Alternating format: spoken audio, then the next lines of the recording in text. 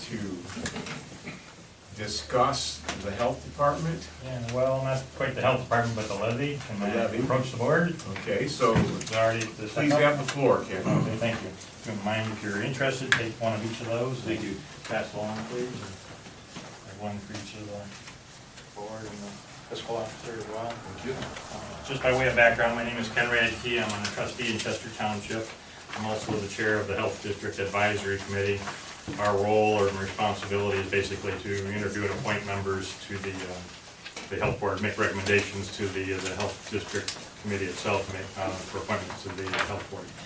And there's a small group of us. It's Lori Saspenza, Erwin Leffel is a Thompson Township trustee, Dr. Winbrandt who's on the Board of Health, and Richard Perino, who's also on the Board of Health, Dave Sage, the interim director, and myself are a small group of people. We're just trying to get the word out to the residents and voters to let them know that there's a 0.2 mil renewal levy on the ballot this year. It's not a tax increase, and each of us are trying to stop at various organizations. I was at the Chardon Rotary at lunch today and spoke with them a little bit to get some information out. I think it's important, besides the septic system, I think, which most people are familiar with and a source of irritation for some, there's a lot of other services that the health district provides to people, and I think it's important, one of those pages handout have something from their website that you can see, services that they provide.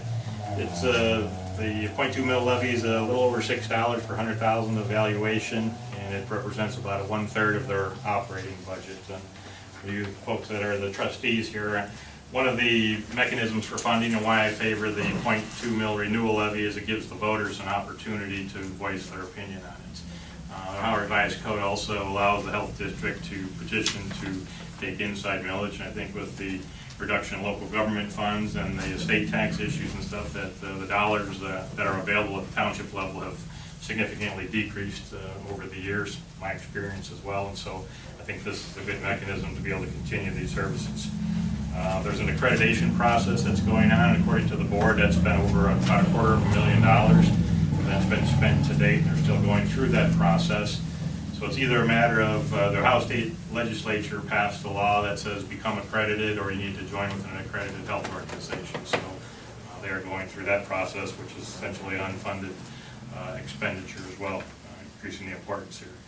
2017, they did over 1,600 food service inspections, 490 water wells inspections. They also coordinate for emergency preparedness and services with various organizations in our county. And just wanted to make the voters aware. If you have any questions, I'd be happy to try to answer them for you. Good enough? Thank you for your time. Thank you, Ken. Thank you. Okay, minutes. Any, Had a chance to look at them and they looked accurate to me. so I'll take that as a motion. I will make a motion. I will second. Okay. Mike? Yes. PJ? Yes. John? Yes.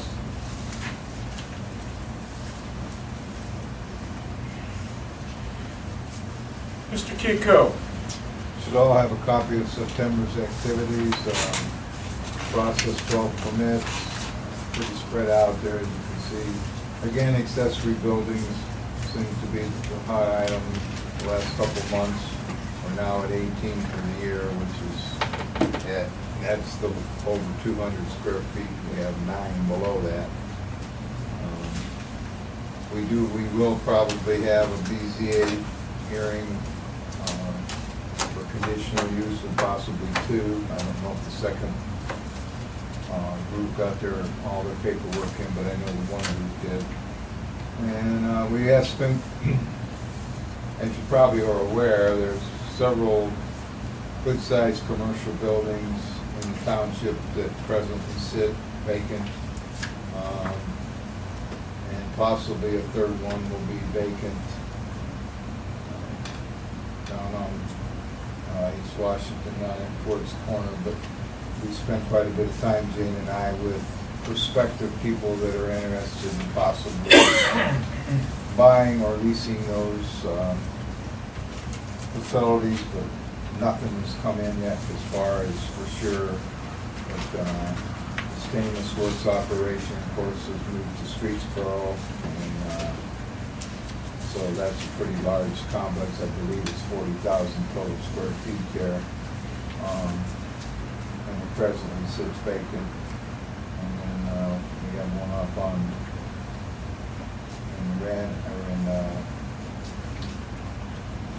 where Katowski is in Gotchos.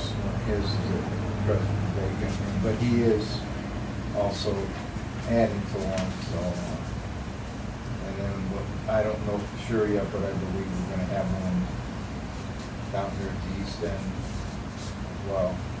And Jane and I have spent, between realtors and prospective people, probably several hours worth of time answering questions and so forth. So we may get some calls on that as well. That's about it. Questions for Frank?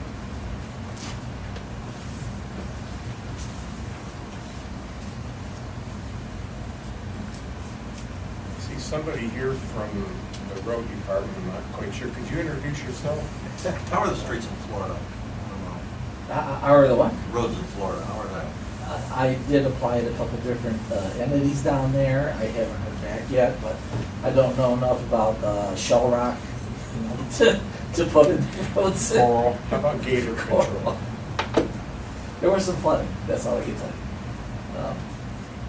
you. Mr. Gordon. Thank you, Mr. Edley. It's good to be back. Thank you. Auburn Township Road Department report for September 2018. Capital improvement projects were in full swing for the month with the completion of the chip seal of Bartholomew Road and Thorpe Roads. Those are done. The asphalt resurfacing of Auburn Springs Drive, Wingate Drive, and Widgeon Drive, it did take place. We're still waiting on the burn material to be put in there. We did have the repairs and the first lift of asphalt on Taylor May Road going, and I was there today, so they're on the second lift already. So, yeah, they'll be done today, right? The burn No. material's not in, and No, the striping's no. not. Yeah, that'll be done tomorrow. The placement of the burn material has yet to be completed. We did hand in our wish list for next year for our roads. You and I did sit a little bit and go over those. And once again, I'd like to go a little more in depth with you, Mr. Emily, and go over the 5-year plan before we present that to the engineer's office. Repairs were started on the road slated for resurfacing in 2019 with 10 ton of asphalt used on Sterling Glen, and I believe you were there for the Yes, other. it went very the well. one film, yeah, so We're that was just good. still in a learning curve in some aspects, but did a pretty short order and a very nice job. And we'll be continuing with that all the way through next year. As far as next year's projects, we will be marking trees the month of October on Woodacre Drive as well as Snow Road. Snow Road was put in as a joint project with Troy Township. Next year, we're only assessing the drainage, looking at the cross culvert pipes, doing the ditching and the tree removal. Then the ensuing year, we'll be looking at doing surface on that road. There were several call-outs for down trees on Stafford Road, Wing Road, Thorpe Road, and Meadow Lane. We did have the roadside mower out that was going out, and as we had talked, we're taking the section and doing the 3 profiles. He did go up to the park and spend a couple of days up there for the community picnic. We'll be putting the head back on, he'll be going back out to balance of the month, so we're done already. Indian Hills street name sign and the post were stolen and promptly replaced the next morning. The puzzling one about this, that was a round post from the 70s, and they did concrete those in. Whoever took that out put a lot of effort in getting that post out the hole. So, and that was the original post up there, we finally got it, so. And we did have 2 urn burials for the month. As far as the striping out here, Mr. Epley, satisfactory and complete with that? We took care of it on a Saturday, and I would absolutely use it again. Okay, I did receive the signage, I came back, I have the balance of the signage as you go up, and you should have one in there for van accessible, a requisition. Got it on it. There'll be a space, no, the 250 fine is Oh, up that there. one is in- Yeah, the other little placard to go under that, we'll be receiving that soon as well. As far as salt, we're getting the balance of the salt in the rest of this week, and then the dome will be full. questions for Emmerich? Good to see you again, Mr. Gordon. Thank you. Okay, Mr. Troy. I'd just like to make a quick thank you to all of our employees who helped with the picnic on Saturday. It was good to see everybody there, and all the feedback I got was that everybody just thought it was a great event. And so we just hope we'll do that on an annual basis. And also Emmerich, they did my road, and everybody on my street was very complimentary of the job that was done.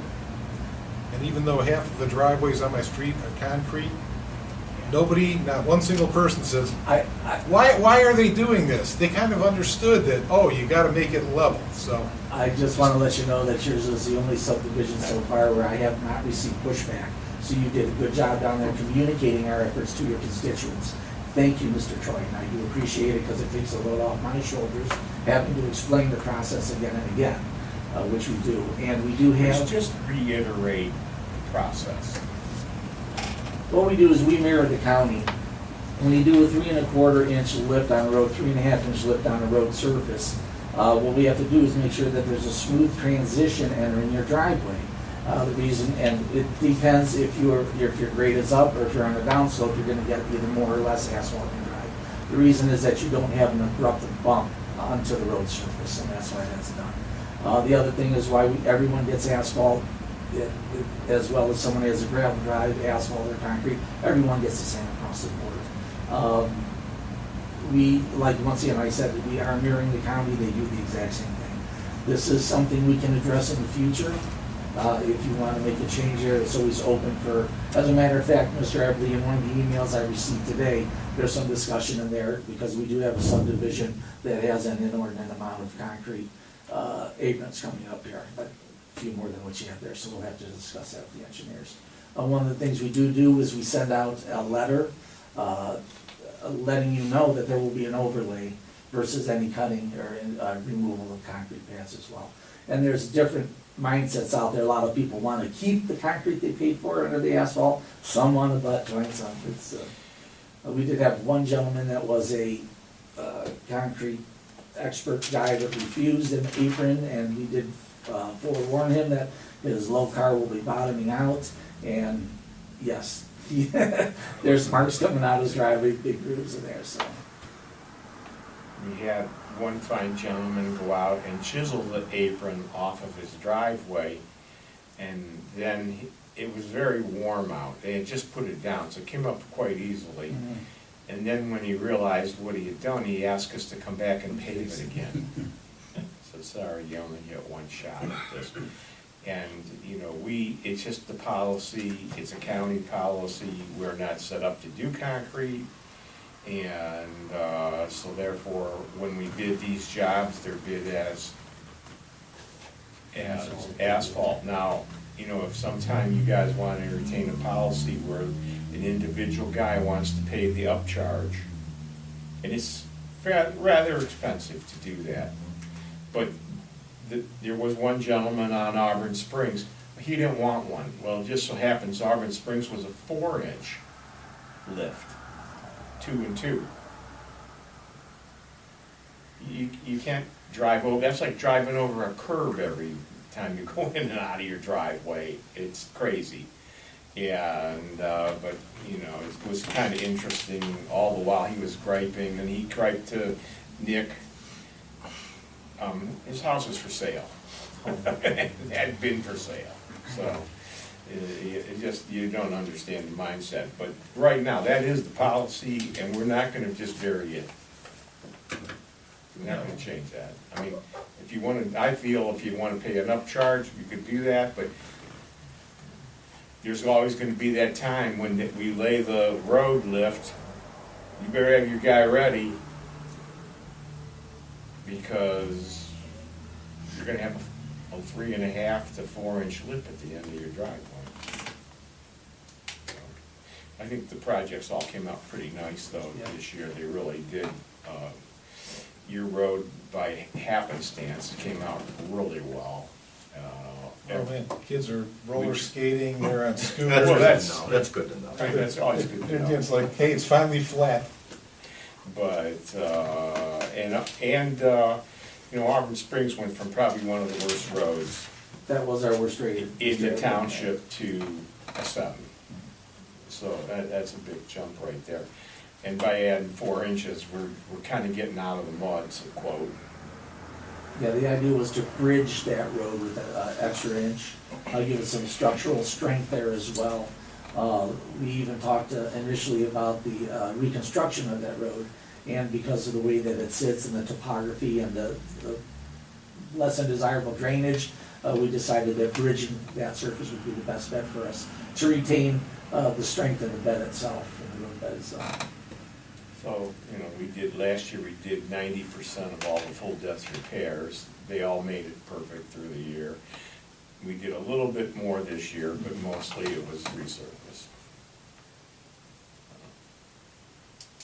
Okay, That was all I had, sir. thank you, Mr. Cavan. Yeah, I'd just add on to what Mike said too, I wanna thank the handful of volunteers we had to help us out with the picnic, with cleanup and a little bit of setup, and we certainly had some people pitch in with the cleanup up there too. And I think there were some games run and things by volunteers during the day, which kept the party going. And this is on me, I forgot, and this is glaring at the last meeting, to thank Beverly 4CA for helping me with the Ohio Open Doors thing that we did earlier in the month at the museum. We were open on a Sunday for about 4 hours up there, and she helped with the meet and greet and whatnot that we did. Back to what Mr. Radke came for. Ken, I wanted to tell you, we had a pretty good discussion about the assessments and the situation about, you know, the politics around the health district and the fact that, well, John and I were trustees at various times when assessments were part of the game. You know, what's obvious in the way you put it is to get it in front of the voters is, I think, preferable, because it's a mandatory thing that the county has to provide a health district. It's right there in the revised code, and they're gonna get their money somewhere. They'll either get it without the opinions of residents or this board or anything, because it's a direct assessment that they take prior to us townships getting our funds. We've had a pretty solid run, I think, up there with keeping that health district right to what the state requires, and not becoming too liberal with their ideas or policies or spending. We hope that continues. Is there going to be you know, if an endorsement thing from the townships, we'd be happy, I think, as a board, because we are familiar with how this works too. Well, that's actually an interesting question, because at the Chester Trustee Board last Thursday, we had some discussions about that, and I felt a little apprehensive in regards, because I'm chair of the Board of Trustees, I'm also on the Health District Committee, and I'm also part of this levy. And so we had asked the Assistant Prosecutor, Sheila Salem, that question about whether it's appropriate for public boards to endorse various issues, and still kind of waiting on a clarification for her response to whether it's, she said technically you should be endorsing other ballot measures, but I said this, he said technically versus legally. I was interested in the legal opinion, because I think we get asked from time to time, like the Fair Water or the Pricing Act, which Lori Saspenza has distributed through the Township Association. So I think in my opinion, it is appropriate for a board, if it's unanimous, the way I look at it, to take a position on issues and help communicate that to the public if they so support it. So, but this is I'm speaking for myself at this point, but we've had this discussion in public before. I think you're pretty much speaking for all of us, Yeah. because we discussed this many times in meetings before. Yeah, it'd be preferable, and I'm sure this board would be willing. Yeah, I had the pleasure of attending that meeting, and I did speak up on behalf of the board to, discuss assessments versus the levy. And levy's the only fair way to fund this operation. It's, and the other thing is the service you get for the money that you pay, where could you get a better deal? Under assessments though, it was not a good deal. I could have sent the people from Auburn to the Mayo Clinic and made out less than I paid in assessments. And I don't know how Chester figured in that. I think that was before your time. Yes. But those assessments were rather steep for those of us here on the western tier. And the number of people that they served in Auburn Township was very small amount compared to what we paid in dollars. And so I think we've had, what's it been, been 20 years, hasn't it? Yeah, I've been in assessments bog and office. That's No, 13 but I years. mean, we've had this levy for like 20 Yeah. I believe years. so, yeah. So, you know, I don't understand people, it's working very well. Why would we deviate from it? So I think that's important to get the word out to the public Yeah. and try to garner that support. So, Keep us posted on that. We meet one more time 2 weeks from now. Okay, I'll So- forward clarification once I get Could it you, done. you know, and I apologize, what's the young lady's name that we appointed? Can you, Oh, Stephanie Yeaglin. yes. We, you stole all my thunder for my report, but we did appoint, she wasn't only applicant, but I thought she was a very qualified applicant. I think we were lucky to have her come forward. She has a long history in social work. Tell you what, Fred, let's segue right into John's report, because that was the end of my. And she really had some good credentials, I felt, and you were on the committee to interview her, but I think in the end of her, you know, she'll be an asset to the health board myself. One of her areas of strength is senior advocacy and planning, so that residents, older residents can stay in their home as long as possible, and I think she'll, given the aging population in Geauga County, she'll be a good voice for those folks. She worked for Hospice of the West. She used to, and she's starting up her own business now. What's your title? Well, she doesn't County have Board of Health. a title, so to speak. Just a health board. She's on the Health the County district. Board of Health. now on the. Could I interject one thing Yeah, on sure. concrete, if I may, that may help you for the future? We had a street that had just a few homes, and all of them were concrete driveways. And once they became aware of what was evolving with the asphalt policy that we have consistent, they came and voiced their opinion. And long story short, what worked out is we got them to sign a release that we actually paid. This was approved through the prosecutor's office. The price of asphalt, I think, was $3.02 per square foot, I believe, for the bid. So we just would pay a cement contractor. Since they all wanted cement driveways, they managed it themselves. And once we saw the contractor, we could just pay the contractor that difference. So, you know, asphalt companies are not in the business of doing cement driveways, and I think it's economically inefficient to go that route. So It's actually, we have one or two streets, but the bulk of, you know, I'm gonna go off a limb and say 95% of all of our driveways, if they're paved, are asphalt.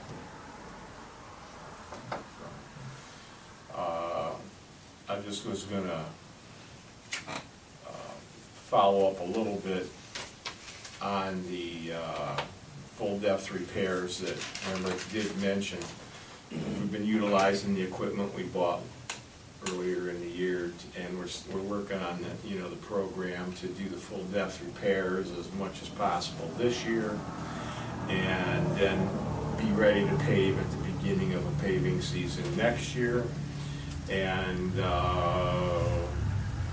we actually did, we don't have enough done that we can come up with a real definite timeline for per square foot, but I can tell you this, it's way, way more efficient, maybe 4 times more efficient than what we were doing. And it requires less material. And so we actually were out there, and now we were working on Horseshoe, so there's not a lot of traffic, but we had 3 guys. And still getting that done. You could do that with a backhoe and all the others, so I'm pretty optimistic about that. We will have paid for that, all that equipment this year in savings on full depth repair. That was the plan, that was the idea. So, I mean, that's pretty fast payback for that kind of equipment. Plus you used that skid up at the park too, they, well, you guys have it. Oh, we've used it countless times, but that was a primary purpose of buying that thing. And the grinder, you know, so of course it's new, but we were very concerned about vibration and things like that, and we just chopped right through this stuff like butter, to be honest with you. So it worked out well, very happy. Also, I want to thank the guys. They put in a lot of effort there on Saturday, and were just invaluable to helping Nancy. And that's what helped made that come off so just flawlessly. And of course, the weather didn't hurt either. Yeah, that was, couldn't ask for a better day. So it is evident, and it was very evident on Saturday, we need to expand this parking because cars were parked all the way down to the bend, and that's not a real safe scenario. But once we get those trees down and whatnot, I think that'll be an easy project to finish up on. So. That did get sent, I think we did send that to Western Reserve, so they're gonna review it. I got it. That's pretty much what I have right now. Fred, what do you got there? Ken, got a resolution, motion, got reports in front of you. Your fund status reports, your appropriation summary report, and your revenue summary report, as well as warrants 4748 through 4767, totaling $12,906.47. And before I forget, I want to thank everyone that helped out at the picnic also, especially the road guys who got there early in the morning and helped set up all the tables and everything. I'm on the Boy Scout committee for Auburn Troop 101, and the Boy Scouts definitely send their thanks to the township and to all the employees that helped make it a great event for them. It was a successful fundraiser and recruiting event for them. They raised over $2,000, and they recruited a couple of kids to join their troop, which was really impressive. So thanks again to everybody for helping to make that happen. Thanks to the scouts who did a great job at their event. They made it a fun event for everybody with their recruiting area. They were enthusiastic and they were polite to all the customers that came up. And especially thanks to the one Boy Scout that dressed up like a hot dog and ran around the park Yeah, promoting he hot was the star, dogs. he was the star of the show, yes, he was. I need money for, well, first of all, let me back up a second. Last month, Frank and I had an opportunity to have a telephone conference with a company that has taken over the company that does the zoning software that we use in the back. And the company's name is iWork. Currently, we're using a software system called ZonePro, and that enables them to track zoning permits and information about parcels around the township.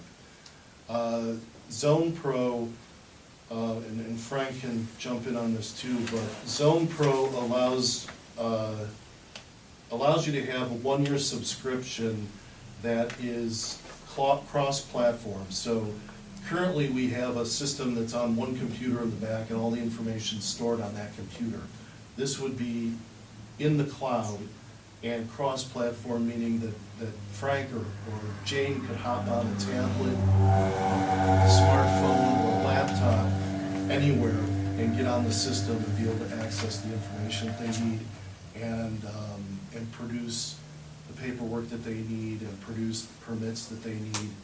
And it also can combine information from the auditor, the county auditor's website, the Real Link property information. So we can upload that information into the system and have information for every parcel in the township already uploaded and in the system.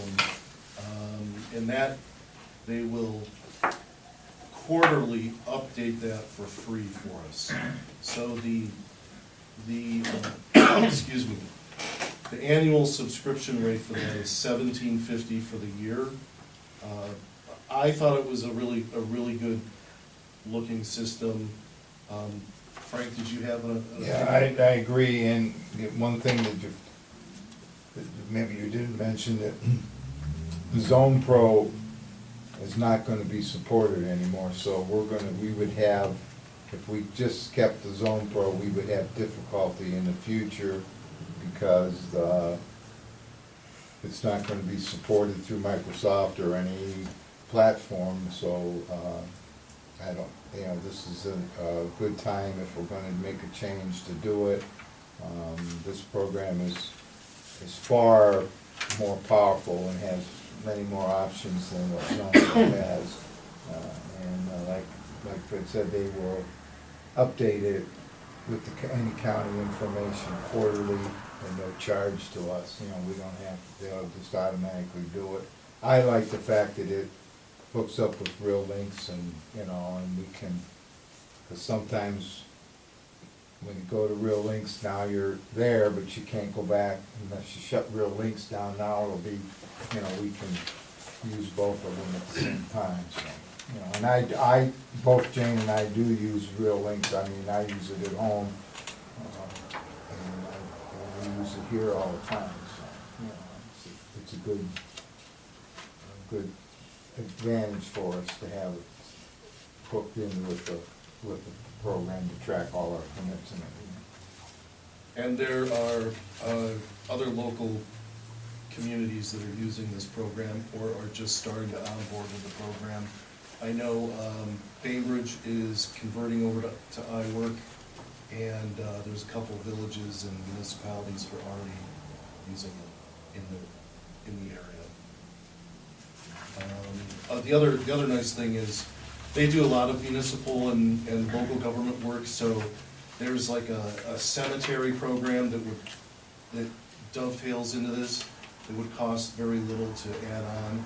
They've got fleet service programs and other things that you can add on, modules you can add on to this, so it looks like it might be a good choice. Is it a one-year commitment, Fred? It's a one-year commitment, $1,750. They said they would, if we signed up this year, they'd waive the next 2 months, 3 months, and start us on the calendar year. So I'd need was hoping to get a motion. What do you think, gentlemen? Anybody? Well, I believe give the people tools they need to do their job. This seems like a good time to do it. Makes absolute Is sense. that a motion? That's a motion. Second.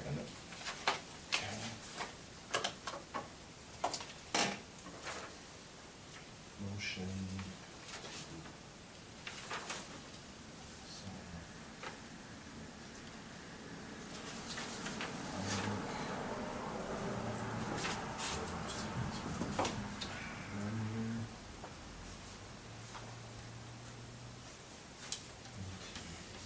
Mike?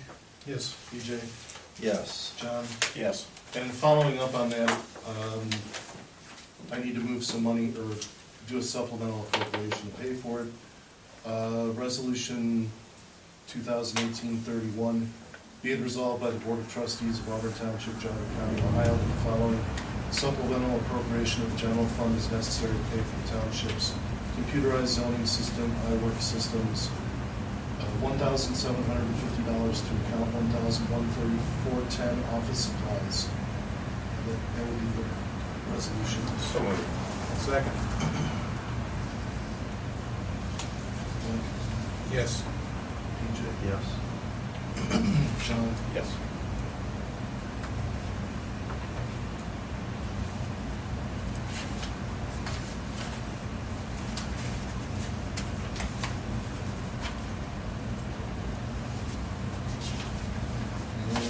guess that's it.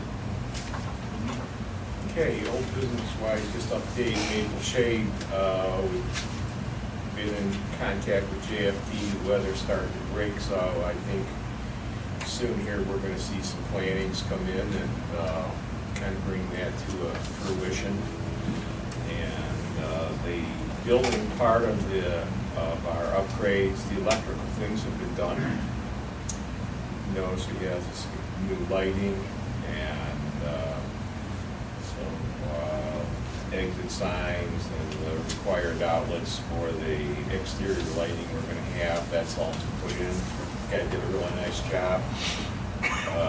Nancy was extremely pleased, they cleaned up everything and, good outfit to use. So that took care of that.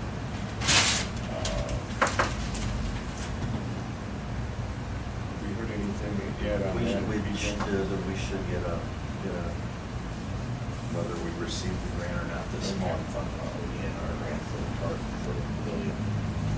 Okay, we do have a resolution, and it was circulated by the Jug Township Association to support this House Bill 602.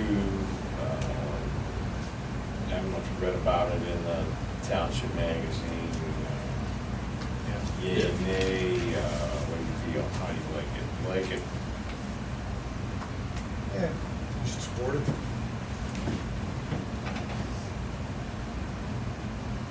Don't have much central water here, so. Well, I think if you look at the overall, at some point in time, We may. Well, we actually do, Auburn Lakes has their own Right. central water system over there, so. they started to sell water to some, Yeah. kind of down. So, I guess we have, Potential vested interest. Well, I think it's more of a general support of the whole area statewide. So, the motion. yeah, and the Township Association is in support of that too. Yeah. Yeah, do we have a? We have a resolution. Yes. You want to give the highlights, Fred? Resolution number 2018-30. Whereas a small number of municipalities across Ohio have been charging outside communities a higher rate for water and sewer than they charge their own residents, even when the municipality that owns the system has used Ohio federal taxpayer funding to create their system. And whereas upon investigation, certain duly elected Ohio representatives have learned that the Ohio Environmental Protection Agency does not regulate pricing for these services, provide any complaint process, nor does the Public Utilities Commission of Ohio have jurisdiction over municipal utilities, mostly as a result of Ohio's constitutional home rule provisions. And whereas the representatives' proposed solution would be to allow municipalities to charge outside communities whatever rate they wish as long as they do not accept state or federal funding for their systems. And whereas if said municipalities choose to accept state or federal funding, specific proposed consumer protections should be established that would ensure fair treatment for all state and federal taxpayers. And whereas these common sense reforms will help to ensure all Ohio taxpayers are treated fairly and given a reasonable non-political opportunity to access a basic human need to wit clean water, water at fair prices. And whereas the municipalities supplying the water and/or sanitary sewer utility to township residents and businesses often provides no rational reason for charging township residents more than residents of the supplying utility. And whereas the township residents have no recourse but to pay the higher rates as they cannot vote for the elected leadership of the municipality supplying the water and/or sanitary sewer utility. And whereas clean water and wastewater treatment are essential to the health, safety, and welfare of people, and it is unconscionable that public entities can resort to extortion in the provision of these utilities through excessive rates, forced annexation, or revenue sharing from the supplied community. Now therefore be it resolved, by the trustees of Auburn Township of Geauga County in the state of Ohio, that the Board of Trustees supports House Bill 602 that will allow municipalities to charge outside communities whatever rate they wish, as long as they do not accept state or federal funding for their systems. The Board of Trustees supports legislation that would require municipalities which accepts state or federal funding to comply with the following three consumer protections to ensure fair treatment of all state and federal taxpayers. A, the municipality must charge rates that do not discriminate based on where a customer resides. The municipality rates may include normal factors such as usage, actual cost of service, repayment of infrastructure, and any other reasonable factor that is not based solely on where the customer lives. If a municipality spends its own general revenue fund to subsidize its own residents, that will remain an allowable practice.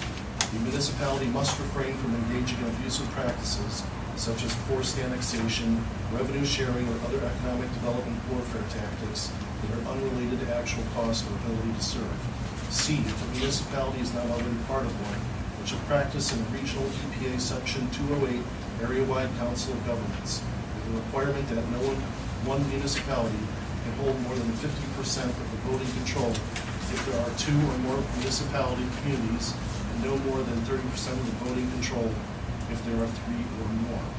Section 3, the fiscal officer is directed to forward a copy of this resolution by email or by other means to Representative Sarah LaCharette, Representative John Patterson, Senator John Eklund, Speaker of the Ohio House of Representatives, Ohio Senate President, Ohio's Governor, and Heidi Faught, Director of Governmental Affairs from the Ohio Township Association. Section 4, it is found and determined that all formal actions of the Auburn Township trustees concerning and relating to the adoption of this resolution were adopted in an open meeting, that all deliberations of the trustees and any of its committees that resulted in such formal action were in meetings open to the public in compliance with all legal requirements of the Ohio Revised Code. So moved. Second.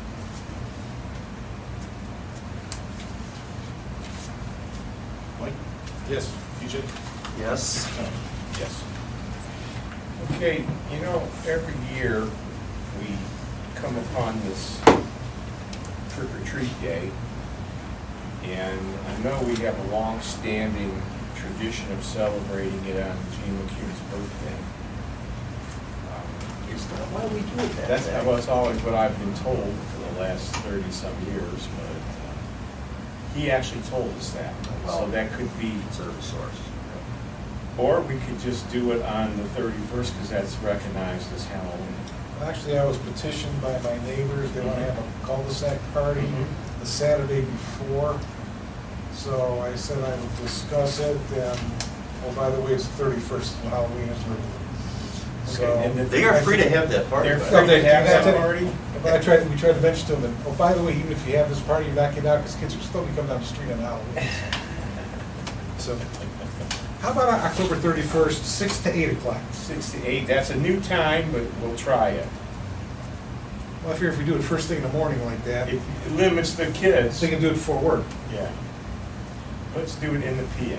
It's the This same year. time. It's the same time. Yeah, okay, all right, yeah. Fred will put Is that a motion, minutes. Mr. Petroni? Yes, that is. There you go. You have to do a Second? motion for that? We do. Absolutely. Halloween, October Mike? 31st, 6 to 8 p.m. Yes. TJ? Yes. John? Yes. It's not on the agenda, but real quick, I saw a couple of these estimates or proposals for new furnaces to Mhm. replace the HVAC from 28 years ago in this building.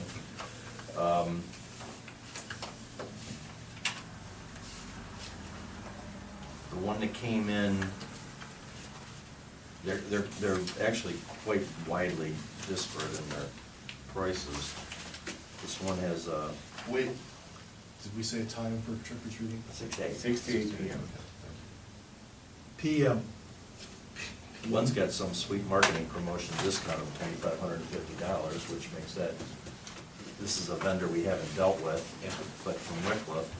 And these fellas have been doing our service. The only thing, and I know these quotes are good for 30 days, and I'm sure they are, and they just came in at the end of September, but it's got the location is Auburn, as Adam Hall. Yeah, probably should be up here. Well, I don't know that he didn't. We hired them. You guys, fire station's been using mechanical Yeah. for a while. And we had a problem down at Adam Hall, and they showed up on a Saturday I afternoon. think that's just somebody. Maybe did a that's cut why. and Paste and didn't Right, they, change the address. They were all up here. they were all here, that's what I figured, they only used that address because that was the first time we hired them, was to do that. So, let's just double check that one more time though, okay? Okay. And, so the costs are the costs, and we'll put that on the agenda for next meeting. All right? We already passed a motion to. We did, do but this. we did, but I just wanted to make sure that this is right, John, Mhm. you know. Well, I think we gotta do dollars to donuts on here. If you look at as Dave DeBell, he's looking at a 3-ton unit.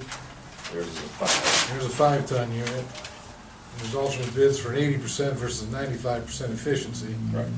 And so we're on, as we've learned with the chief here, that there's a lot of different aspects to air conditioning most people don't think about till after the fact. Yeah. Like, if the unit's too big, it doesn't work. If it's too small, it doesn't work. So. Tonight's the first time I've seen this one, so I'm really not ready to act on it tonight. Okay. No, not, like I There's a said, couple different, before what we've been going through, yeah, I'd Mix of like to see a little units, more too. information. 3 different manufacturers too, right. you know. Proper sizing is pretty critical. And found out if it's too big, it cools off too fast, doesn't take the humidity out because it cools down so fast. And that's a bigger problem than having it undersized. So you say we ought to hash this out a little bit and make a call in 2 weeks? Yeah, just to make sure that it's, get this done right, I would agree. do it once. Anybody have any public comment? Yes. Yeah, I have a question about 2 warrants. Number 4752 to blue collar electricians, and 4761 to RLBJ Enterprises. Would you please explain those, Fred? Yes. Blue collar electricians was for electrical work done inside of the administration building, including the new lights outside the 2 doors. And RLJB, or whatever it was Yeah. for trucking of road salt. Wait a minute, trucking of Road salt. Right. Have we dealt with them before? No. Okay, so the question is, what were the circumstances that made service with them necessary? You'll have to ask Mr. Everly and Mr. Gordon. Okay, Mr. Everly and Mr. Gordon, yeah, Well, we need to get the salt from the vendor to here, so we have to hire a trucking company to do that. what did we do in the past? We hired a trucking company. Okay, so it's the same procedure, it's just a different vendor. Mhm. Okay.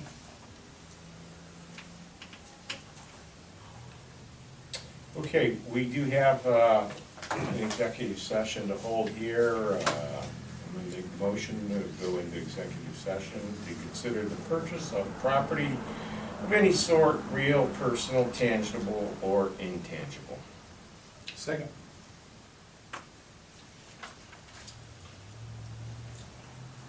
Mike, Yes. TJ, Yes. John. Yes. And there will be no business conducted after the executive session. Thank you. Thank you, Ken. Thanks, Ken.